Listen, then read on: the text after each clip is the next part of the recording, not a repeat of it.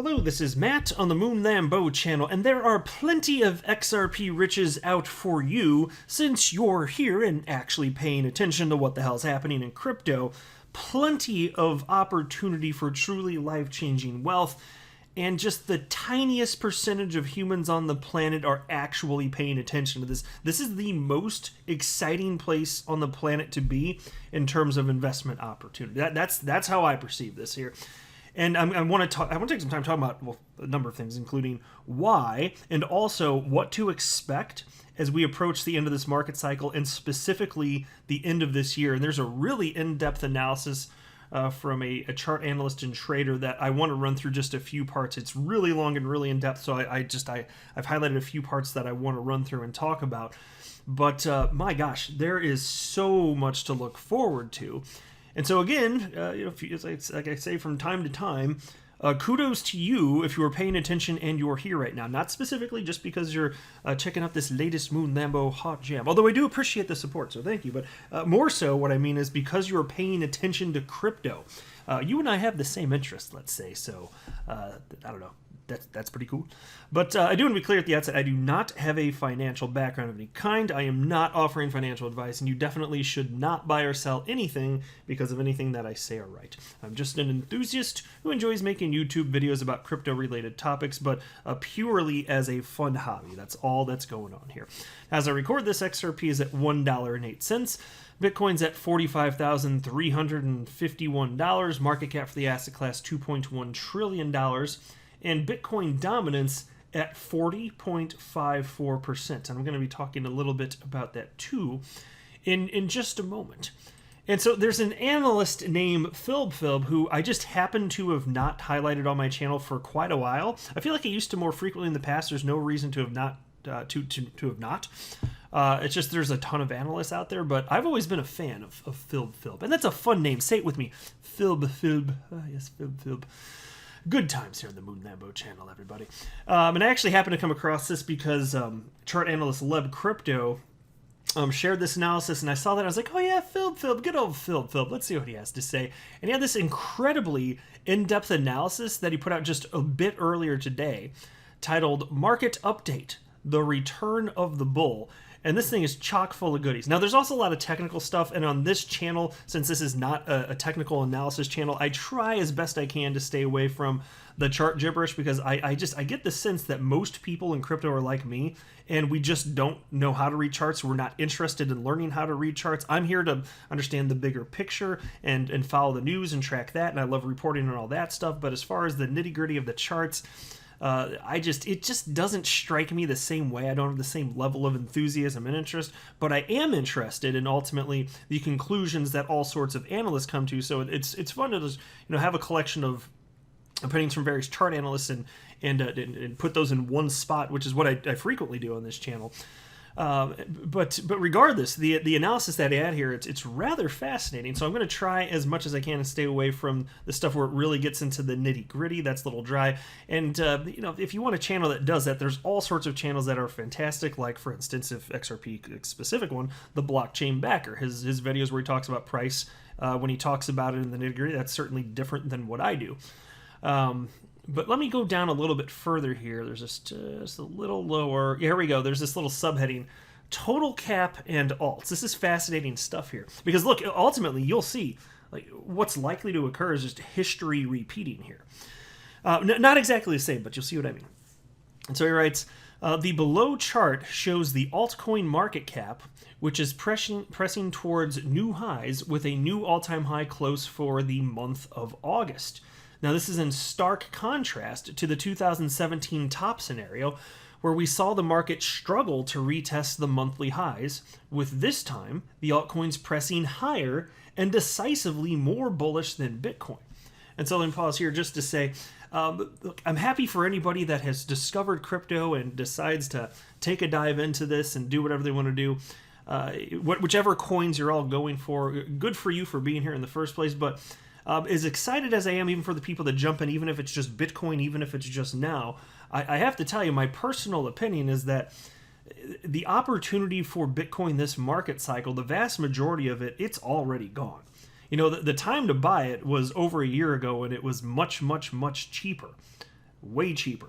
Think about it. In March of last year, it got down to somewhere in the neighborhood of $3,800, but nobody wants to pay attention until they feel validated and the price runs up much higher. That's just the way humans work, unfortunately. But in crypto, even this market cycle, towards the tail end of this market cycle, the remainder, there is incredible opportunity still here. I don't think it's in Bitcoin for this market cycle. I'm not talking about the long-term viability of Bitcoin here. I'm talking about this market cycle. Which will probably end in, I don't know exactly when, for a fun guess, I don't know, 3, 6, 9, 12 months, probably somewhere in there, I don't know. But the money is going to flow into the altcoins. And let me proceed and you'll see exactly what we're talking about here. He writes, assuming that Bitcoin can hold up around the $38,000 level or a little higher, we are forecasting a strong final quarter to the year, with the next phase of the market being akin to the correction in September 2017 to $3,000 and the final run up to $20,000. So pause. Think about that. It's the same human behavior that was occurring 4 years ago. It's still happening now. What do you know? The humans that exist now have the same DNA and act just as stupid as they did 4 years ago. Go figure, right? And so just like we saw Bitcoin this year go from 65,000 down to somewhere in the neighborhood of 29,000, it doesn't mean that we're not going to see it go much higher. We saw something kind of similar right here, September 2017, down to about $3,000. Well, that was super scary, right? Going down to $3,000, but then it ran up to $20,000. And so I'm not saying that you're going to get that type of multiplier effect for Bitcoin this market cycle next necessarily, but that's why I keep saying it's not that everything's exactly the same. It's just humans are behaving in a sense about the same, which is to say irrationally, right? That's how they're behaving, is purely irrationally. And then there's this. We are anticipating the $60,000 level to be retested sometime early in Q4, which will likely provide another correction with a final push to all-time highs toward the end of the year. We will need to pay particular attention to momentum if/when Bitcoin can reach out towards $100,000. And then he notes that loss of volume momentum was a key to identifying the top, which is always something that you watch for, obviously. But yeah, the idea of Bitcoin getting up in that range doesn't sound nutty to me, but what's that mean? A 2 to 2.5 fold increase from here, somewhere around there, maybe? Unless some other analysts are correct. There are analysts that think it's going to go up to more like $150,000 or $200,000, but even then, you're talking about what, maybe a 5-fold increase? The real opportunity is in XRP and other cryptocurrencies that haven't had a ton of money dumped into them yet. The ones that you're seeing in the news, those are the ones that have less opportunity to this point. And XRP is the only top 10 cryptocurrency that has not seen its all-time high this market cycle. So it's the top 10 cryptocurrency with the most opportunity. That's my personal belief anyway. Let me go a little bit further as we get into the situation for alts, and this is fascinating. Like, what's going to be happening later this year? Altcoin forecast, little subheading. Altcoins have been particularly strong, stronger than Bitcoin, in fact, which is overall a good sign for the market, with new money easily pushing alts higher due to low liquidity and general FOMO, fear of missing out, to find value opportunities within innovation in the industry. So I have to pause there. And this is something that I've been talking about for years on this channel. Why is it the case that cryptocurrencies have such asymmetrical return opportunities, incredible return opportunities relative to any other asset or any other asset class? How is that possible? When you're talking about returns like we've actually seen in crypto for the last 12 years, I mean, anybody not in crypto, they hear the percentage returns are like, what the hell kind of scam is that? And I can understand why a human brain would go there. If you don't know anything about it, I mean, I feel like honestly, if you told me about these returns and I didn't know that crypto existed at all, that probably would be the first place my brain would go, because when I start to learn about anything, my baseline is that of a skeptic. I think that's a pretty healthy place to start. It doesn't mean you're not necessarily willing to learn. Like, I'm not saying that. I'm just saying it's just, going open-minded, but, a little bit of healthy skepticism never hurt right here. But the reason is there's almost no money in the damn asset class. When they said low liquidity, that's what I've been saying for years. This guy gets it. This particular chart analyst and trader gets it. There's not much money in the other altcoins. There's almost no money in XRP compared to Bitcoin. I mean, here, I'll tell you right now. So market cap for Bitcoin, 852 billion at the time I'm recording this. Market cap for XRP, only 50 billion. Think about that. That's insane. Like, what is it? Like you need like a 20-fold increase or something to get XRP up there. Not quite that high, unless I'm doing quick math in my head all wrong here. But excuse me. But suffice it to say, there's not much money in XRP. And so what does happen when the frenzy starts? When money starts pouring into XRP, then it gets the headlines, and it's going to be talked about again on all the major news networks like CNBC, which is what happened last time, and the money pours in, and there's the fear of missing out. And this is how humans behave. And since there's so little money in here, it's easy for just not that much money to come in, relatively speaking, and it still has a profound impact on the price of XRP, and you get this incredible multiplier effect, and the price just gets bid up and up and up and up. And yes, there's corrections along the way, and there will be this market cycle for it too, but that's what I'm anticipating to come. It is because of low liquidity, and it is because of FOMO. As I always say, the way that I frequently word it is that there's a frenzy within this asset class. It's the human excitement. This is what I'm talking about. And he's absolutely hitting the nail on the head here. Which is why I'm saying, like, there's plenty of riches for everybody that's listening right now, because almost nobody's paying attention on this damn planet. But you are, which is why, again, kudos to you. And then his piece continues here. Our focus at Decentrator is mainly around understanding the Bitcoin market and then applying capital allocation and rotation into some alts. So let me pause right there just to quickly say, this is how the market works. Money, generally speaking, starts at the top, meaning money flows into Bitcoin when people want to take profits. Most of that money, it doesn't immediately anyway go to the sidelines, which is to say it doesn't go to the United States dollar or whatever your fiat currency of choice might be. It goes into other cryptocurrencies that have not had profound moves to the upside, the ones that have not yet gone parabolic. It's a rotation within the market. And then he writes, assuming Bitcoin is going to find its feet and reach out to previous all-time highs, we expect the altcoin market to continue to outperform the Bitcoin market, with this potentially reversing if there is a new cash flow input from something like an ETF for Bitcoin. So pause right there. Yes, that would be a big deal if that does indeed ultimately happen. And so we saw that futures contracts were first approved for Bitcoin, coincidentally or not, towards the tail end of the last market cycle. So I can't remember exactly when it was. It may have been late November, somewhere around there anyway. And that it happened to be right when Bitcoin started just rallying up insanely. And so it's not crazy to think that if you do see something like the first ever Bitcoin ETF getting approved by the SEC, if that actually happens, yeah, I wouldn't be the least bit surprised if that news spurs Bitcoin up, especially if you're in that leg of the market cycle. And the SEC, I can't remember the one it may have been the Van Eck one. There are all sorts of entities that are trying to get ETFs approved. But I read an article yesterday. I don't think I talked about it on my channel. But I want to say it may have been mid-November, November 14th. I'm trying to pull from memory here, so I could be off. But there's that one in particular. It just got pushed back. And so the SEC has to approve or deny, I believe, by roughly mid-November. So I don't know if it's going to get approved. I don't have a feel for that.